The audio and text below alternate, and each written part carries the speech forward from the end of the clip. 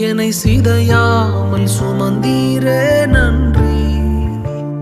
ஒரு கரு போல காத்தீரே நன்றி. என்னை சிதையாமல் சுமந்தீரே நன்றி.